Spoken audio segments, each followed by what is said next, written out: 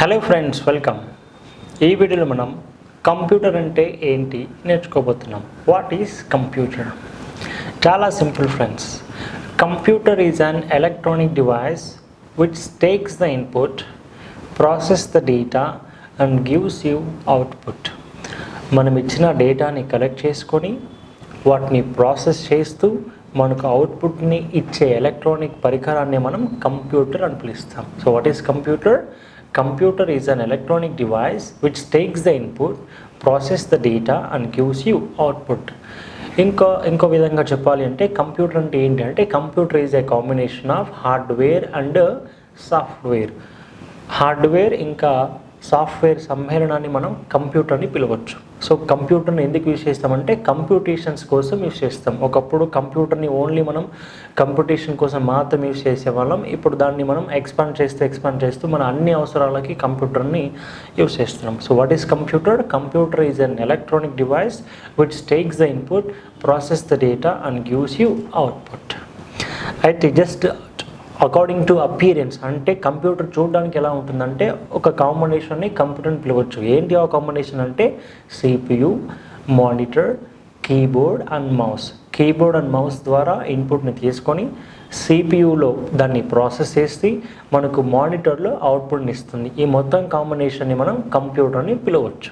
Okay, అయితే ఇప్పుడు మనం కంప్యూటర్కి సంబంధించిన ఓవర్వ్యూ ఒకసారి చూద్దాం. సో మీరు ప్రస్తుతానికి చూస్తున్నది ఒక కంప్యూటర్, ఇది ఫ్రంట్ సైడ్ వ్యూ. సో మనకి ప్రస్తుతానికి ఒక ఓవర్వ్యూ అనమాట. సో అంటే కంప్యూటర్ ఎలా ఉంటుంది అని మీకు చూపించడానికి ఒక చిన్న ప్రయత్నం. సో మీరు ప్రస్తుతానికి బ్యాక్ సైడ్ చూస్తున్నారు. సో నా will go to the front side. So అయితే కంప్యూటర్లో మెయిన్గా ఉండే పార్ట్స్ ఏంటి? సో ఇందాక మనం అనుకున్నట్లు కంప్యూటర్ మనం ఇచ్చిన డేటాని కలెక్ట్ చేసి దాన్ని ప్రాసెస్ చేసి అవుట్పుట్ ఇస్తుంది. సో మెయిన్గా కంప్యూటర్లో మెయిన్ పార్ట్ ఏంటి అంటే అది ఒక CPU. దాన్ని మనం సెంట్రల్ ప్రాసెసింగ్ యూనిట్ అని పిలుస్తాం, CPU. ఓకే, ఆ CPU తర్వాత CPUలో ప్రాసెస్ అయిన డేటాని మనం చూడడానికి యూజ్ చేసే పరికరాన్ని మనం మానిటర్ అని పిలుస్తాం. దీంట్లో మనకు డిస్ప్లే ఉంటుంది. Using this display you can see what is happening inside the CPUలో ఏం జరుగుతుందో చూడడానికి మనకు మానిటర్ యూస్ వస్తుంది. అయితే కంప్యూటర్కి మనం ఇన్స్ట్రక్షన్స్ ఇవ్వాలి కదా, ఇన్పుట్ ఇవ్వాలి కదా. అలా ఇన్పుట్ ఇవ్వడానికి మనం కీబోర్డ్ ఇంకా మౌస్ని ఇస్తాం. సో కంప్యూటర్ కీబోర్డ్ని ఇంకా మౌస్ ద్వారా ఇన్పుట్ని తీసుకొని దాన్ని CPUలో ప్రాసెస్ చేసి మనకు మానిటర్లో అవుట్పుట్ని ఇస్తుంది. దాన్ని మనం కంప్యూటర్ అని పిలుస్తున్నాం. ఓకే, అయితే ముందుగా మనం మెయిన్ పార్ట్ అయిన CPUకి సంబంధించి పార్ట్స్ ఏంటో చూద్దాం. Main parts inside the CPU. దాంట్లో మనకు ఫ్రంట్ సైడ్ మెయిన్గా పవర్ బటన్ ఉంటుంది. కంప్యూటర్ని ఆన్ చేయడానికి కానీ ఆఫ్ చేయడానికి కానీ మనం ఈ పవర్ బటన్ని యూస్ చేస్తాం. అలానే మనకు పవర్ బటన్ కిందని రీసెట్ బటన్ ఉంటుంది. ఎప్పుడైనా సిస్టమ్ మనకు సరిగా పని చేయకపోయినా, హ్యాంగ్ అవుతున్నా అలాంటి కేసెస్లో సిస్టమ్ని మనం మళ్ళీ రీస్టార్ట్ చేయడానికి రీసెట్ అనే బటన్ యూస్ చేస్తాం. మన మొబైల్లో ఎలా అయితే మనకు రీసెట్ ఆర్ కంపెనీ డిఫాల్ట్ అనే ఆప్షన్స్ ఉంటాయో అలానే కంప్యూటర్లో కూడా రీసెట్ బటన్ ఉంటుంది. అయితే ఇప్పుడు కొత్తగా వచ్చే CPUలో మనకు ఒకే బటన్ ఉంటుంది. ఆ బటన్ని అలా ఒకసారి ప్రెస్ చేసి వదిలేస్తే పవర్ బటన్ లాగా పనిచేస్తుంది. ప్రెస్ చేసి 30 సెకండ్స్ హోల్డ్ చేస్తే అది కాస్త రీసెట్ బటన్ లాగా వర్క్ అవుతుంది. సో 2 బటన్స్ ఉంటే ఒకటి పవర్ బటన్, ఇంకొకటి రీసెట్ బటన్ పిలుస్తాం. ఒకే బటన్ ఉంటే దాన్ని మనం డ్యూయల్ బటన్ అనే పేరుతో పిలుస్తాం. ఓకే, ఈ పవర్ బటన్ ఇంకా రీసెట్ బటన్ కిందనే మనకు ఒక చిన్న డిస్క్ డ్రైవ్ ఉంది. దాన్ని మనం కాంపాక్ట్ డిస్క్ డ్రైవ్ అంటాం. మనం దగ్గర ఏదైనా CD కానీ DVD కానీ దాంట్లో డేటా ఉంటే వాటిని చెక్ చేసుకోవడానికి మనం ఈ డిస్క్ని యూజ్ చేస్తూ ఉంటాం. ఓకే, అలానే వాటి కింద మనకు USB పోర్ట్స్ ఉన్నాయి.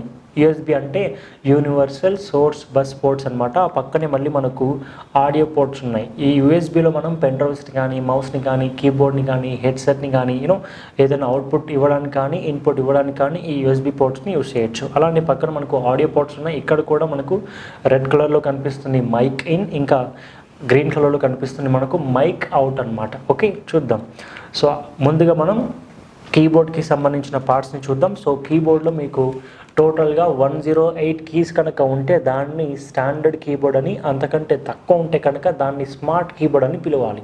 మళ్ళీ రిపీట్ చేస్తున్నాను, ఒక కీబోర్డ్లో 108 కీస్ కనుక ఉంటే దాన్ని స్టాండర్డ్ కీబోర్డ్ అని, అంతకంటే తక్కువ ఉంటే దాన్ని మనం స్మార్ట్ కీబోర్డ్ అని పిలుస్తాం. ప్రతి కీబోర్డ్ ఇలా ఉంటుంది చూడడానికి. మీరు స్క్రీన్లో డయాగ్రామ్ చూస్తూ ఉన్నారు. సో కీబోర్డ్లో లాస్ట్లో మీకు ఎస్కేప్ బటన్ ఉంటుంది. ఈ ఎస్కేప్ బటన్ని మనం స్క్రీన్ నుంచి బయటికి రావడానికి కానీ ఎగ్జిట్కి కానీ బ్యాక్ కోసం యూస్ చేస్తాం. ఆ ఎస్కేప్ బటన్ పక్కనే మనకు F1 నుంచి F12 వరకు టోటల్గా 12 ఫంక్షన్ కీస్ ఉంటాయి. దీంట్లో ప్రతి ఒక్క కీకి ఒక సపరేట్ ఫంక్షన్ ఉంటుంది. ఎలా అంటే మనం F1ని హెల్ప్ కోసం యూస్ చేస్తాం, F2ని రీనేమ్ చేయడానికి యూస్ చేస్తాం. ఇలా ప్రతి ఒక్క ఫంక్షన్కి ఒక సపరేట్ ప్రతి ఒక్క ఫంక్షన్ కీకి ఒక సపరేట్ ఫంక్షన్ కీ ఉంటుంది. దాన్ని మనం తర్వాత నేర్చుకుంటాం 1 by 1.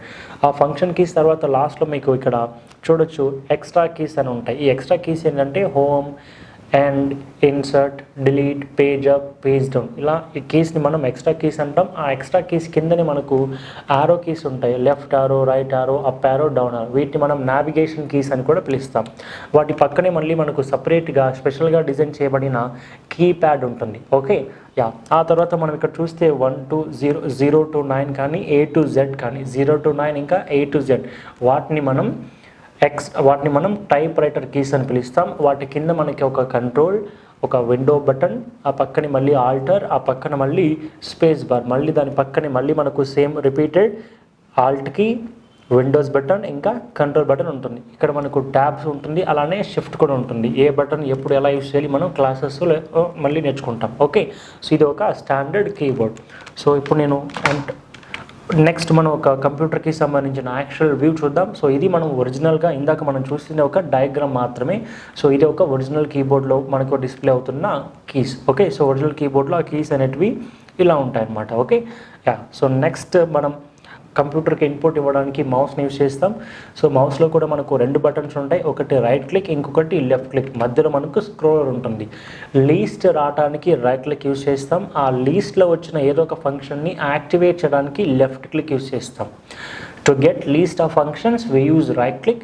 To activate any one of the function we use left click. So right క్లిక్ని ఎప్పుడు యూస్ చేస్తామంటే ఒక స్పెసిఫిక్ లొకేషన్లో మనం ఎన్ని పనులు చేయగలుగుతాం అని తెలుసుకోవడానికి, ఏమేమి ఆప్షన్స్ ఉన్నాయో చెక్ చేసుకోవడానికి మనం రైట్ క్లిక్ యూస్ చేస్తాం. వచ్చిన ఆప్షన్స్లో ఏదో ఒక ఫంక్షన్ని యాక్టివేట్ చేయడానికి మనం లెఫ్ట్ క్లిక్ అనేది యూస్ చేస్తాం. Okay yeah. సో ఒకటి రైట్ క్లిక్, లెఫ్ట్ క్లిక్, ఇంకా మధ్యలో మనకు స్క్రోలర్ ఉంటుంది. మూవ్ అప్ ఇంకా అంటే అది అప్వర్డ్కి ఇంకా డౌన్వర్డ్ రావడానికి మనం ఈ స్క్రోలర్ని యూస్ చేస్తాం. ఇప్పుడు మనం సిపికి సంబంధించిన మెయిన్ పార్ట్ని చూద్దాం. దానికంటే మార్కెట్లో ఉన్న డిఫరెంట్ టైప్స్ ఆఫ్ సిపియూస్ ఎలా ఉన్నాయి వాటిని కూడా ఒకసారి మనం చెక్ చేద్దాం. సో ఇవి డిఫరెంట్ కంపెనీస్కి సంబంధించిన సిపియూ బ్రాండ్స్. అయితే మీరు చూడొచ్చు ప్రతి సిపియూలో ఒక కార్నర్లో ఒక బ్లాక్ బాక్స్, దీంట్లో కార్నర్లో ఒక సిల్వర్ బాక్స్, దీంట్లో కార్నర్లో మళ్ళీ ఒక బ్లాక్ బాక్స్ కనిపిస్తుంది. దీన్ని యాక్చువల్గా మనం ఎస్ఎంపిఎస్ అంటే ఏంటి? Switch mode power supply. మనం పవర్ని దీని వెనకాల ఉన్న జాక్కి కనెక్ట్ చేస్తే ఇది పవర్ని కంప్యూటర్ ఉన్న మిగతా భాగాలకి ఎంత పవర్ కావాలి అనేది డిస్ట్రిబ్యూట్ చేస్తుంది. దానికే మనం ఎస్ఎంపిఎస్ అంటాం, switch mode power supply. Right. So ఇది మిగతా కంప్యూటర్ పార్ట్స్కి అవసరమైన కరెంట్ని ఇది ప్రాసెస్ చేస్తుంది అనమాట. రైట్. సో నెక్స్ట్ మనం సిపియూలో ఉన్న ఇంకొక మెయిన్ ఇంపార్టెంట్ పార్ట్ వచ్చేసి మదర్ బోర్డ్. అది ఎలా ఉంటుందో ఒకసారి చూద్దాం. సో ఇది ఒక ప్లెయిన్ మదర్ బోర్డ్, ఎలాంటి ప్రాసెసర్, ఎలాంటి ర్యామ్స్ ఎప్పుడు ఏవి ఫిక్స్ చేయకుండా నార్మల్గా మనకు మదర్ బోర్డ్ అనేది ఇలా ఉంటుంది. రైట్. సో ఇక్కడ చూడొచ్చు మీకు ఎల్లో కలర్లో, ఈ ఎల్లో కలర్ కనిపిస్తున్న ప్లేస్లో మనం ప్రాసెసర్ని ఫిక్స్ చేస్తాం. ఇక్కడ వైట్ కలర్ కనిపిస్తుంది కదా, వీటిని మనం ర్యామ్ స్లాట్స్ అంటాం. RAM slots. అలానే మీకు ఇక్కడ చూడొచ్చు, ఇక్కడ కొన్ని పోర్ట్స్ కనిపిస్తున్నాయి. ఈ పోర్ట్స్కి మనం హార్డ్ డిస్క్ డ్రైవ్స్కి కనెక్ట్ చేస్తాం. సో నార్మల్గా మదర్ బోర్డ్ అనేది ప్లెయిన్గా ఉంటుంది. దాంట్లో మనం మిగతా ఎక్విప్మెంట్ని ఇన్స్టాల్ చేయాల్సి ఉంటుంది. ఓకే. సో మనం మదర్ బోర్డ్లో ఇన్స్టాల్ చేసే మెయిన్ థింగ్ ఏంటంటే అది ప్రాసెసర్. ఆ ప్రాసెసర్ ఎలా ఉంటుందో ఒక్కసారి మీరు స్క్రీన్లో చూస్తే అర్థమవుతుంది. ఇక్కడ ఎలా ఉంది కదా, ప్రస్తుతానికి ఇది డ్యూయల్ మదర్ బోర్డ్ అనమాట, dual processor mother board.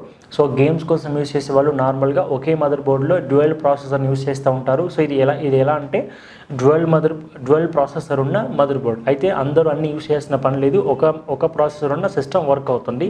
So నార్మల్గా మనం రెగ్యులర్గా చూసేది మాత్రం ఒకే మదర్ బోర్డ్లో ఒకే ప్రాసెసరే ఉంటుంది. ప్రస్తుతానికి స్క్రీన్లో చూస్తుంది మాత్రం single mother board and dual processor. ఇది ఎక్కువగా గేమ్స్లో యూస్ చేస్తూ ఉంటారు. రైట్. చూద్దాం. సో ఇక్కడ ఏదైతే ఎల్లో కలర్ కనిపిస్తుందో ఈ ఎల్లో కలర్ కనిపిస్తున్న ప్లేస్లోనే మనం ఈ ప్రాసెసర్ని ఫిక్స్ చేయాల్సి ఉంటుంది. ఒకసారి మీరు స్క్రీన్లో చూస్తే ప్రాసెసర్ అనేది ఎలా ఉంటుందో మీకు చూడొచ్చు. ప్రాసెసర్కి కింద పిన్స్ ఉంటాయి. ఆ పిన్స్ని ఎగ్జాక్ట్గా ఈ ఎల్లో కలర్లో మనం ఎగ్జాక్ట్గా ఫిల్ చేయాల్సి ఉంటుంది. సో వరల్డ్లో పాపులర్గా ప్రాసెసర్ని డెవలప్ చేస్తున్న కంపెనీ ఏంటంటే ఇంటెల్ కంపెనీ మెయిన్గా ప్రాసెసర్ని డెవలప్ చేస్తుంది. యా. సో అలానే సో నెక్స్ట్ మనం ఈ ప్రాసెస్ తర్వాత మనకు కంప్యూటర్లో ఉన్న మెయిన్ ఇంకొక పార్ట్ ఏంటి అంటే ర్యామ్ అనమాట. ఈ వైట్ స్పేస్ ఉంది కదా, ఆ వైట్ స్పేస్లో మనం ర్యామ్ని ఫిక్స్ చేయాల్సి ఉంటుంది. ఇలా వైట్గా ఉన్న ప్లేసెస్లో ఈ ర్యామ్ని ఫిక్స్ చేస్తే మనకు డిస్ప్లే అన్నది ఇలా ఉంటుంది. ఓకే, సో ర్యామ్ అంటే ఏంటి మరి? Random access memory. మనం ఎన్ని అప్లికేషన్స్ని అయితే కంప్యూటర్లో ఓపెన్ చేస్తామో అవన్నీ కూడా రన్ అవుతున్న టైంలో రన్ అవుతున్నవి ఎక్కడి నుంచి అంటే అవి ర్యామ్ నుంచి కంట్రోల్ అవుతుంది అనమాట. అంటే ర్యామ్ అనేది అన్నిటిని కూడా సబ్స్టిట్యూట్ చేస్తుంది, మెయింటైన్ చేస్తుంది, హ్యాండిల్ చేస్తుంది. అయితే అప్లికేషన్లో ఉన్న డేటాని సేవ్ చేసినప్పుడు మాత్రం అది రోమ్కి వెళ్తుంది, దాన్ని హార్డ్ డిస్క్ అని పిలుస్తాం. కానీ రన్నింగ్ అప్లికేషన్స్ అన్నీ కూడా వర్క్ అయ్యేది మాత్రం ర్యామ్లోనే. అంటే నేను ఒకేసారి గేమ్స్ చూడాలి, ఒకేసారి వీడియోస్ వినాలి, ఒకేసారి నేను ఆడియోస్ వింటాను, ఒకేసారి వీడియోస్ చూస్తాను, అలా మనం మల్టిపుల్ టాస్క్ చేయాల్సి వచ్చినప్పుడు మనం ర్యామ్ని ఎక్కువ వాడాల్సి వస్తుంది. ఒకే అప్లికేషన్ మీద వర్క్ చేస్తామంటే మనకు 2GB ఈజ్ ఎనఫ్. లేదు ఒకేసారి మనం 10 అప్లికేషన్లో ఇలా షఫిల్ అవుతూ 1 by 1 అన్నీ చెక్ చేయాలన్నప్పుడు మనకు ర్యామ్ స్పేస్ ఎక్కువ అవసరం అవుతుంది. సో ఈ ర్యామ్ అనేది ఎంత అవసరం ఉన్న విషయం అనేది మనకు ఎన్ని అప్లికేషన్లో మనం వర్క్ చేస్తున్నాం అన్న దాన్ని బట్టి డిసైడ్ చేయాల్సి ఉంటుంది. సో రన్నింగ్ అప్లికేషన్స్ అన్నీ కూడా రన్ అయ్యేది మాత్రం ర్యామ్లో, స్టోర్ అయ్యేది మాత్రం రోమ్లో, హార్డ్ డిస్క్ అని పిలుస్తాం. అది రీడ్ ఓన్లీ మెమరీ, అది ఓన్లీ స్టోర్కి పనికి వస్తుంది. వాటిని రన్ చేయాలంటే మాత్రం కంపల్సరీగా మనకు ర్యామ్ కావాలి. ఓకే, చూద్దాం. సో వీటిని ర్యామ్స్ లాస్ అంటాం. సో ర్యామ్ అంటే మీనింగ్ ఏంటి? Random access memory. రోమ్ అంటే ఏంటి? Read only memory. అదే ఇప్పుడు మనం ప్రస్తుతానికి స్క్రీన్లో చూస్తున్నాం, అదే రోమ్. దాన్ని మనం హార్డ్ డిస్క్ డ్రైవ్ అని పిలుస్తాం. ఓకే, ఇది క్లోజ్డ్ హార్డ్ డిస్క్ డ్రైవ్. ఒక్కసారి నేను స్క్రీన్లో అది ఓపెన్ చేస్తే ఎలా ఉంటుందో కూడా మీరు స్క్రీన్లో చూడొచ్చు. ఇది ఒక ఓపెన్డ్ హార్డ్ డిస్క్ డ్రైవ్, దీన్ని మనం రోమ్ అని కూడా పిలుస్తాం. ఓకే, సో ఇవి అనమాట కంప్యూటర్లో మెయిన్గా ఉండే పార్ట్స్ ఏంటంటే అవి. So what is computer? Computer is an electronic device which takes the input, process the data and gives you output. దాన్ని మనం కంప్యూటర్ అని పిలుస్తున్నాం. ప్రస్తుతానికి మీరు స్క్రీన్లో డెవలప్డ్ మోడర్న్ కంప్యూటర్ని చూస్తూ ఉన్నారు. సో ఇందాక మనం డిస్కస్ చేసినంత కూడా ఓల్డ్ టైప్, ఇప్పుడు కొత్తగా మిడిల్లో వైట్ కలర్ ఉంది కదా, అలాంటి కంప్యూటర్స్ వస్తున్నాయి. ఆ పక్కన ఇంకా డెవలప్ అయిన కంప్యూటర్ అదే ల్యాప్టాప్. సో మన ల్యాబ్లో పెట్టుకొని వర్క్ చేయొచ్చు కాబట్టి దాన్ని ల్యాప్టాప్ అని పిలుస్తారు, రైట్? సో ఇది మోడర్న్ కంప్యూటర్కి సంబంధించిన స్మాల్ ఇంట్రడక్షన్. సో నెక్స్ట్ వీడియోలో కంప్యూటర్కి సంబంధించిన ఇన్పుట్ డివైజెస్ ఇంకా అవుట్పుట్ డివైస్ గురించి నేర్చుకుందాం, రైట్? Thank you.